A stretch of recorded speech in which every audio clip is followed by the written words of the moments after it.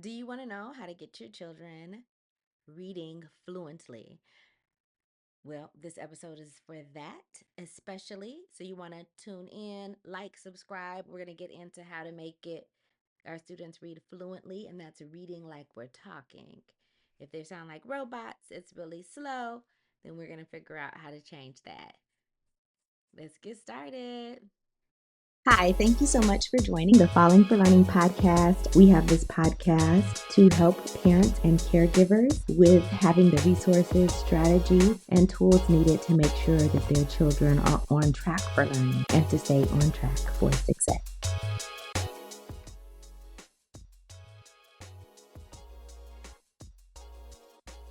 We're going to go ahead and get started. So let me just tell you, I have had an accident in July and I have had back problems since then. Been going to the physical therapy. I'm sitting down today because I am having a little setback today. So, anyway, anyway, we're going to get started. So, here we go. We're going to be talking about word families today. So, word families is a way to help our kids become more fluent. Word families have to do with recognizing the patterns in words so that they can not just read one word, but read dozens of words with similar patterns. So today we're going to first look at some ID words with the ID at the end. Now, these are very simple three-letter words with the CVC pattern. By CVC, we mean we mean consonant, vowel, and consonant. Okay? And here we go with consonant, vowel, and consonant. The rule for that is again, this middle vowel is always going to be the short vowel sound. Okay, so that's what we know about the rules for sounding out words with the CVC pattern. Now, to make it a little bit more challenging, you might add another consonant to the end. For example, with vids. So obviously, we know that they may not know a word like video, but vid is short for video. So you could use that word and then you could put an S at the end. And some people speak that way anyway, as we know. Again, lids. So we have our consonant, we have our vowel, we have our consonant, we have another consonant. The rule is the same. It's a short I sound, I. Okay? And in that same vein, we have the IDE words, which would be I'd at the end. Now, here is a vowel consonant E. So here is like a magic E. This magic E, meaning it's silent and it makes that vowel sound say its name. So instead of I, the short I sound, it says I. So it is saying I'd. So we have B, I'd, and the E is silent. You don't hear it. But if you don't have the E there, then you're back to saying bid. So this is what we mean about helping the kids understand the rules for sounding out words. And then the word families help them to recognize these same patterns and get away from sounding out every letter. B, id, v, id, vid, d, id. Instead of that, they can see, oh, all these words have the id sound in it. All I am doing now is b, id. They have that first sound and they're putting the id with it, v, id. Bid, vid, did, vids, hid. Did I skip it? Did, vids, hid, lids, kid, slid, lid, rid, Sid. So I have a capital S here because we're going to call the character in the little passage we're reading Sid. Now remember, you don't want your kid just reading list of words without reading passages. They need to read connected text. So if we're reading id words, we should have a passage with id words in it. If we have an I'd list that we're reading, we should have a passage with I'd words in it. So let's go through these I'd words: bide, hide, ride, side. Again, The same thing. You are understanding that the IDE says I'd. You're understanding the rule of the silent E, making the I say its name. I, b, I'd, bide. And you don't have to sound this out. Now, yes, the kids will begin with sounding out all of these words, right? But with repeated readings and repeatedly showing them different word families, they'll begin to see these rules and understand the patterns and internalize the rules for how to sound out words and transfer that information to new words that they're reading. So, this is very key. They are transferring the knowledge of how to sound out one word to another. So even as we practice in other videos, not all of them are going to have the id, but they'll start recognizing it. Even if it's a ed or if it's that consonant vowel consonant, they'll start to get it. Okay. I added as well the CCVC, which is the consonant, consonant, vowel, consonant. That's where you have a blend or a digraph or something in front of it. We talked about digraphs in another video, but here we're talking about the blend. So this two letters both have their own sound, s, l, but it's problematic if you're just sl, I, when you could put it together, sl, id, slid, right? So this takes some of the guesswork out the more they could recognize patterns. And they will not recognize patterns at first, but you helping them to identify these patterns, helping them to read these words and do repeated readings and practicing for fluency. And I really like to emphasize that fluency is reading like you're talking, right? So sometimes people have gotten it twisted up over the years and they think that fluency means that you're reading, you're speed reading. You're reading as quickly as you can. And then you'll find that some of the kids really don't even know what they were reading at all, right? Like, what were you reading? And the purpose for reading, of course, is that you are reading so you could understand. And as they get older, it's not just reading for understanding, it's reading to learn. They learn about science, math, social studies, histories, whatever they're learning, they're often told to read something about that. So they are reading to learn as they get older. In the early grades, if the student is progressing in the way that they're supposed to, they are learning to read from pre-K through 3, and then we go into the transition of reading to learn. You're really using reading as a tool or a method for learning content information. Okay, so let's get back to it. We went through our CVC word, CVCC, when you maybe add an S at the end. We have two vowels, right? Again, same thing here. We have a couple of words that we've added, a couple of word parts, such as a blend, the BR, the GL, and the SL. So when you have added these to the words, then you are making it more complicated and helping to expand the amount of words that they're able to read. Okay, I've left the sight words blank here because what I'm using is ChatGPT to create a reading passage using these words. So I just plugged in these words and had ChatGPT do that. I have also used Project Read AI, and that link is here as well. Um, so that you can see, I'm going to put the link in the show notes so that you can see that's a resource for using, you know, decodable passages. Again, decodable passages are passages that are predictable because they're really based, closely linked to the words that they've already worked on.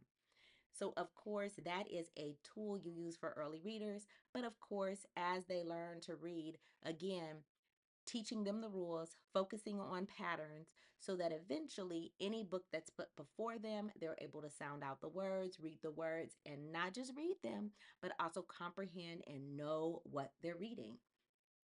And with that, we are going to take a short break so that you could see more information about the books that I offer as the kids are going to be learning writing.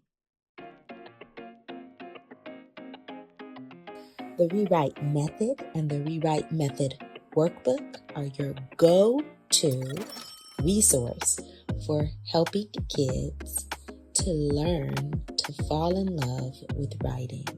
It has the tips, tools, resources, strategies, and skill building activities to help kids fall out of writing hate and into loving to write. Get your book set today.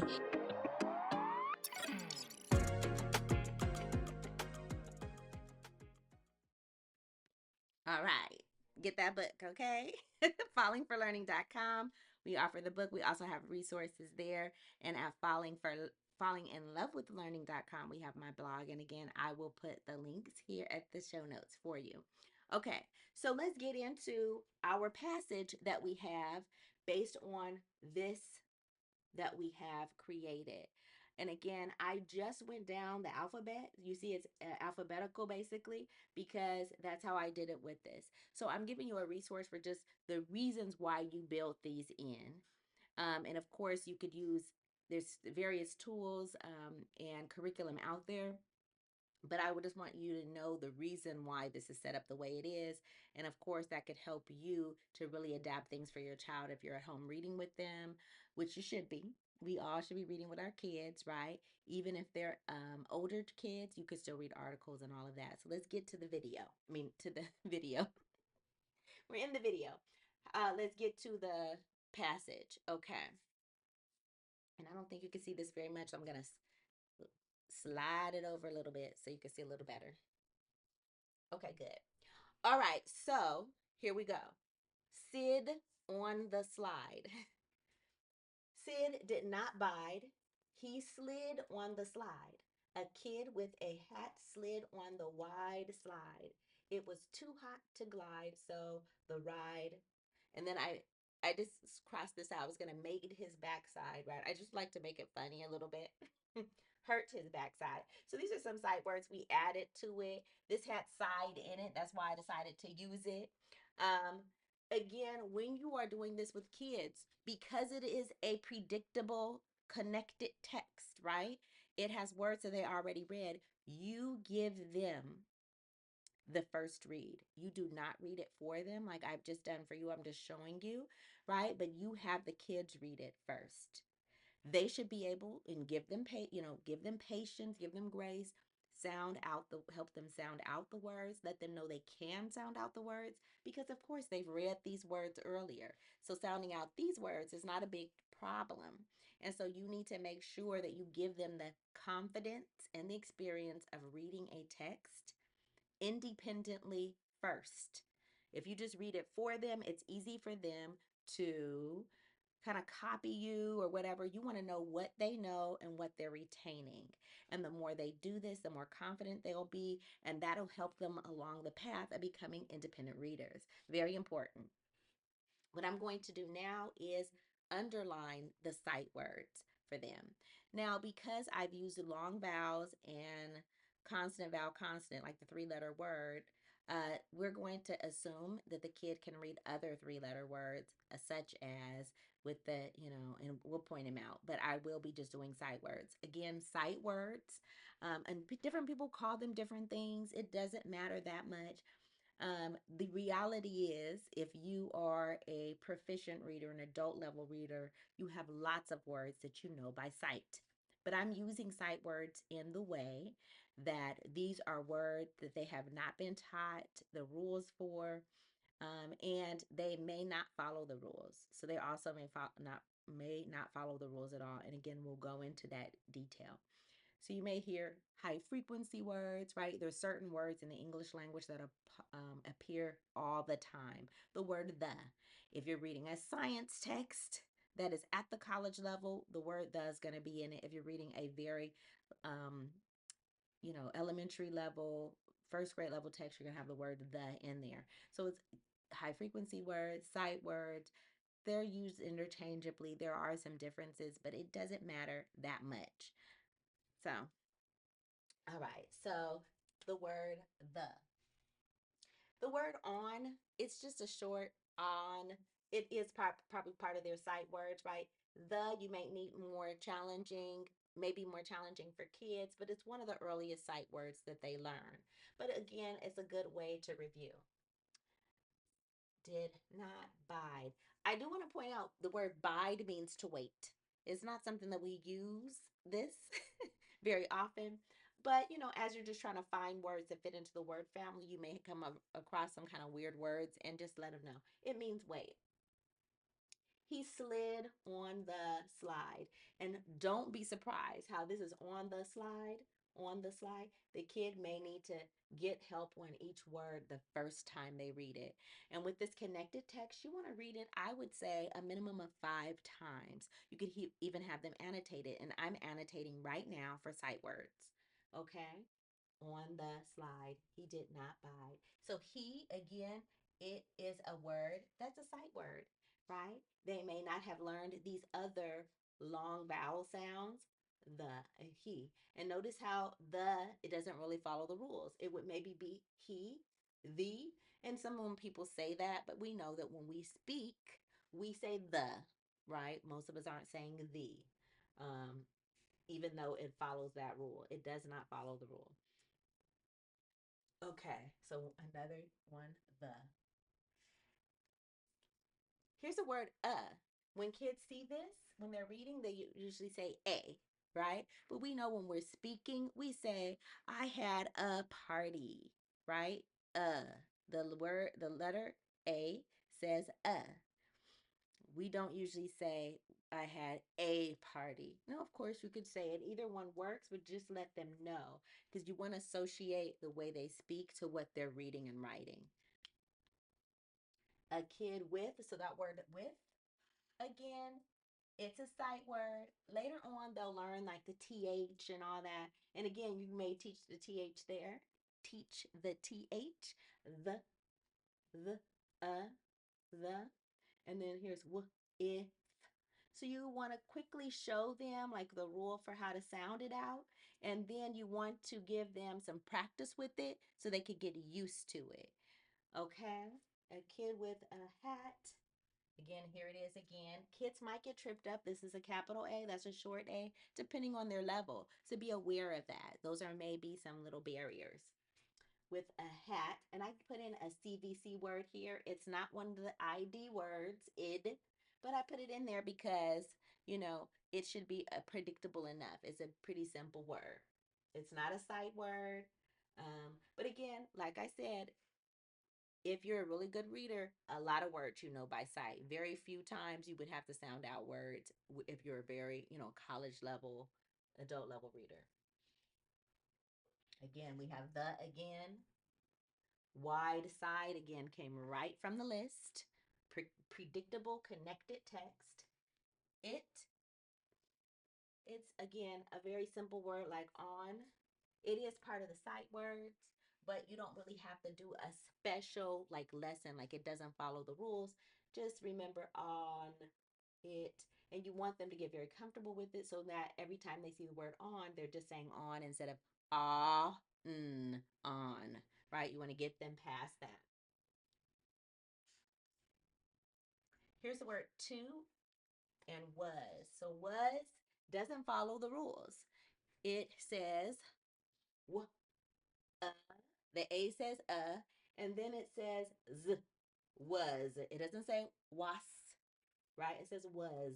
So when you see kids writing, you might see them write W-U-Z. They might write the words W-U-Z because it's not clear to them. They're just they're writing phonetically. So you may see them write that and not know the difference. Okay. So now we're going to go to hat. Again, a 3-letter word, CVC. They should know how to read this. Here's two with one O. Glide again came straight from the list. Here's the word so. So again, that long O, they are not maybe familiar with, so you help them with that to get familiar with that. The, ride, hurt. And I just made it, I'm just being silly here. Hurt his backside. So you could just tell them what that word is. It has side in it, it has a word back. They may not be familiar. You just let them know. A lot of them have been able to go down a slide when it was really hot and experience that little burn, right? So, again, you are helping them understand the rules. You're helping them get comfortable. And I said, again, have them read it at least 5 times. Don't have them just read it one time and then read it to them. Help them annotate it. Notice those patterns. Go back, right? And again, you can have a list that you go over with them, and I'm going to write the sight words for them right here. We had on, the, he,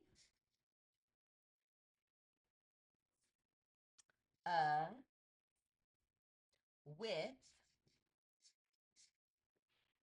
right? We're writing these sight words, and so it's part of a list that you can help, and they could read that list every day and then read the passage several times as well. So you're getting them very much used to reading the words. You could put the TO and the TOO right next to each other so they could know the difference. And you may or may not put this on here so they could read it every time, but I just added a couple of words to help them out. And so there you have it. This is how we get students from sounding out each word to recognizing patterns in words to learning sight words to reading passages in a fluent way. So, having them read it at least 5 times and annotating the passage is going to help them get to the point where they're reading it like they're speaking. You could even have them draw a picture of what the story was about to make sure that they go back to the text, label the picture with words from the text, right? So, really making sure that they understand what they're reading and that they're able to understand the rules for sounding out words so they could transfer that knowledge to any text that they read. Okay, so thank you again for joining us. We know that you love your kids, you're doing things for them all the time. We want you to make sure you give them the competitive advantage. And that's why you can watch Falling for Learning and get those resources and information to make sure your kids are on track for learning and to stay on track for success. Thanks again for joining us. Thanks again for supporting the Falling for Learning podcast. New episodes go live every Saturday at 5 p.m. You can watch us on youtube.com at Falling for Learning or listen on all major podcast platforms such as Apple, Google, Audible, Spotify, and much more. For more resources, visit fallinginlovewithlearning.com. We really appreciate you. Have a wonderful week.